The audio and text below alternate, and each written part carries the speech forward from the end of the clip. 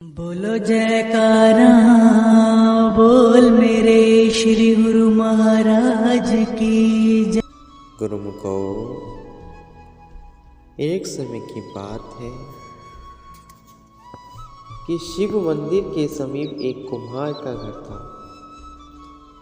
जब शाम के समय शिव मंदिर में आरती होती तो कुदरती उसी समय ही उसका गधा रेंगना आरंभ कर देता था। कुम्हार ने अपने मन के ख्यालों से ही माना कि यह भी अपनी भाषा में आरती ही गा रहा है, इसलिए यह पिछले जन्म में ही अवश्य ही कोई भगत रहा होगा। कदाचित इससे पिछले जन्म में पूजा पाठ में कोई भूल हो गई होगी, जो इसे इस जन्म गधे की योनि मिली। उसने उसका नाम रख दिया श्री शंकेश्वर आनंद जी महाराज। उसे घास और दाना अच्छे से खिलाने लगा और उससे कुछ विशेष काम नहीं लेता था। एक दिन वह गधा चल बसा तो उसने बाल कटवा लिए और थाली लेकर मोदी के पास क्रिया कर्म की सामग्री लेने चल दिया। मोदी ने पूछा, कौन शरीर छोड़ गया है? तो उसने उत्तर दिया कि स्वामी शंकेश्वर आनंद जी महाराज जी ने शरीर छोड़ दिया। मोदी ने पूछा कि क्या वे बहुत पहुँचे हुए महात्मा थे? कुम्हार ने कहा कि हाँ, वे नियम के इतने पक्के थे कि कभी नियम भंग नहीं किया। तो मोदी भी था तो मनमती वाला, उसने भी जाकर सिर मुंडवा दिया। मोदी के सिर के बाल उतरे देखकर गांव के कई व्यक्तियों ने उससे पूछा कि बाल क्यों कटवाए हैं?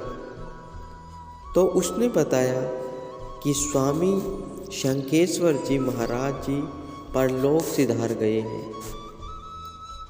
उसी शोक में उसने बाल कटवाए।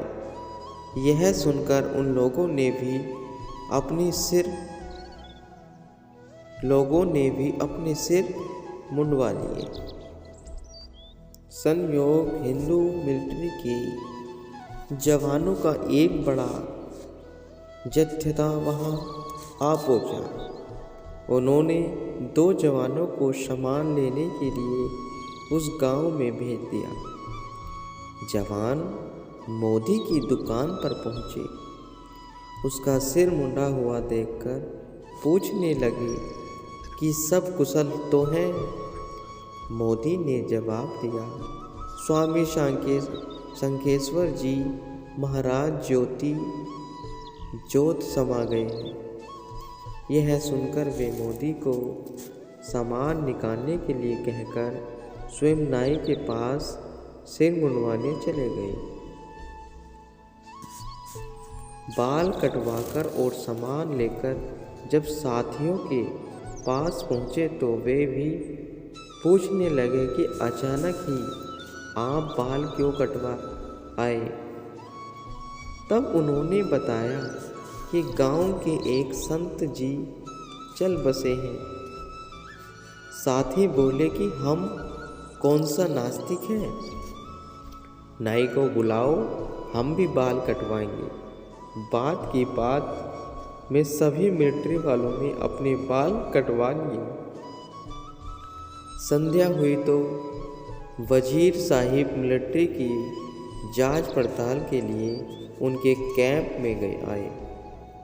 आकर देखा तो सब सिर मुंडवाकर बैठ गए। पर क्यों? तो उन्होंने बताया कि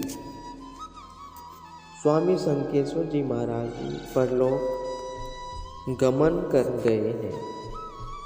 तो संत तो सबके साझे होते हैं, इसलिए हम सब ने उनके शोक में सिर मुंडवाया। वजीर ने सोचा कि हमारे सारे राज्य का भार मिलिट्री के ऊपर है, अगर मैं भी सिर मुंडवा लूँ तो इन पर अच्छा प्रभाव पड़ेगा। उसने भी नाई को बुलाकर अपने बाल कटवा दिए। करते करते बात राजा तक भी पहुंच गई। राजा ने भी उचित जानकर अपने बाल कटवा लिए और हाथ मुंह धोकर महल में रानियों के पास पहुंचा। तो रानियों के पूछने पर राजा ने बताया कि गांव में एक संत शरीर छोड़ गए हैं। सारे राज्य ने उनके शोक में सिर मुंडवा लिया है और रानियां ने राजा को कहा कि हम भी उन संत महात्मा जी के स्थान पर माथा टेकने को चलेंगे। ऐसा कहकर वे राजा के साथ महल से बाहर आ गए। तो राजा ने कहा कि मुझे तो संत जी के निवास स्थान के विषय में कुछ मालूम नहीं है। वजीर को बुलाया गया। उसने कहा कि मुझे तो मिलिट्री वालों ने कहा था कि मिलिट्री वालों से पूछने पर उन्होंने भी यह कहा कि न हमने संत को देखा और न ही उनके स्थान के बारे में कुछ पता है। सभी मिलकर मोदी के पास पहुँचे। दुकान के आगे इतनी भीड़ खड़ी देखकर मोदी आश्चर्यचकित हो गया।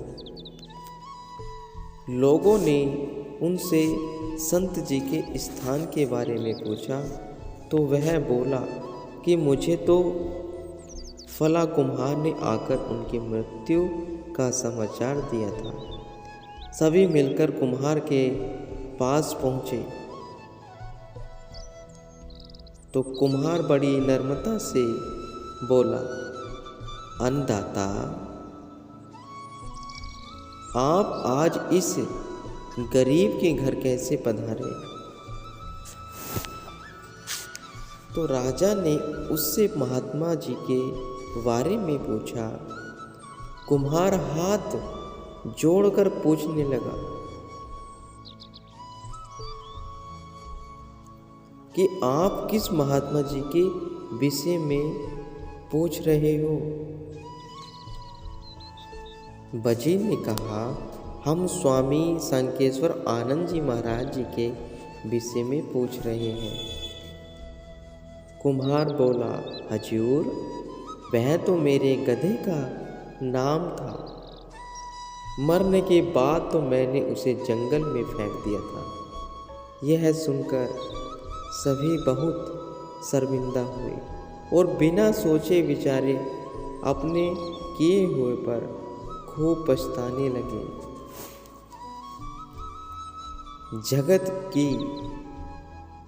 जगत की भेड़ चाल चलते के पीछे चले, परमारत न संभाले देखो जग की रीति ये। एक आदमी ने श्री गुरु नानक देव जी की को कुराही कहकर पुकारा। दूसरे ने सुना तो वह भी उन्हें उसी नाम से पुकारने लगा। देखा देखी बहुत सारे लोग हाथों में पत्थर लेकर खड़े हो गए, परंतु जब वास्तविकता सामने आई तो सबके सब बहुत शर्मसार हुए और चरणों में नतमस्तक हो गए। ऐसे ही श्री गुरु अंगद देव जी के समय उनके गांव में एक तपी रहता था जो अपनी बरादरी का मुखिया था। एक साल बारिश नहीं हुई तो किसानों और जमींदारों उस तपी के पास गए और पूछा कि बारिश कैसे, वह कब होगी? तपी ने कहा, जब श्री गुरु अंगद देव जी को गांव से बाहर निकालोगे तभी बारिश होगी। सभी मिलकर उनके पास गए। गुरु साहिब जी शीघ्र ही सामान लेकर दूसरे गांव की ओर चल दिए। एक दूसरे की बातें सुनकर सब लोग ही ऐसा समझने लगे कि जहाँ भी श्री गुरु अंगद देव जी जाएंगे वहाँ बारिश नहीं होगी। उन्होंने 7 गांव में जाने की कोशिश की, लेकिन लोगों ने उन्हें अपने गांव में घुसने नहीं दिया। बिना सोचे विचारे लोग मार्ग में डंडे लेकर खड़े हो गए। कोई विरले विचारवान संस्कारी पुरुष, जिन पर सत्पुरुषों की अपार कृपा होती है, वे ही ऐसे झूठे प्रचार की बातों में न आकर सत्य का दामन पकड़े रहते हैं, वरन आम दुनिया तो झूठी बातों में आकर सच से वंचित होकर अपना अहित कर लेती है। गुरुओं को इस भेड़ चाल से बचो सब। इंसानियत, प्रभु का नाम, सद्गुरु की महिमा को जानो। यही सत्संग में आने का सच्चा परोपकार वह श्रद्धा भावना से ही मनुष्य की मुक्ति हो सकती है। गुरुओं को